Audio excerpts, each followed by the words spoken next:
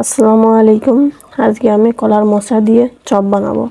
প্রথমে আমি ফুলগুলো ছাড়িয়ে নিব, এমন ছড়া ধরাই যেন থাকে।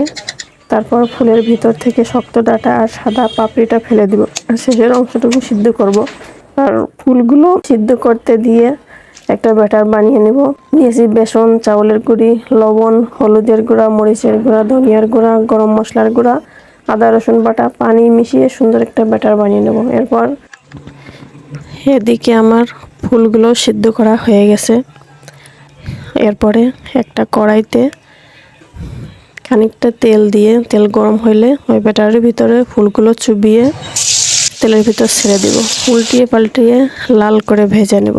এরপরে ওই মোচার নিচের অংশটুকু যে আমি সিদ্ধ করে নিয়েছি, এটা একদম কুচি কুচি কুচি কুচি করে কেটে নেব। নিয়ে ওই বেঁচে যাওয়া ওই ব্যাটারের ভিতরেই দিয়ে দেবো। এরপরে দিয়ে দেবো 1 মুঠ পেঁয়াজ কুচি, আদা রসুন বাটা আর একটু মরিচের গুঁড়া দিয়ে ভালোভাবে মেখে নেব। এরপরে গরম তেলে সবগুলো ছোট ছোট বড়ার মতো করে ভেজে নেব।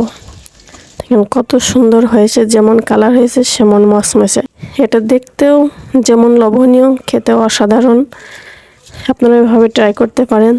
পুষ্টিকর একটা খাবার, বিকালের নাস্তায় ঝটফট বানিয়ে নিতে পারেন এই মুখরোচক সুস্বাদু খাবারটা। রেসিপিটা ভালো লাগলে লাইক করবেন, কমেন্টে জানাবেন। ধন্যবাদ সবাইকে।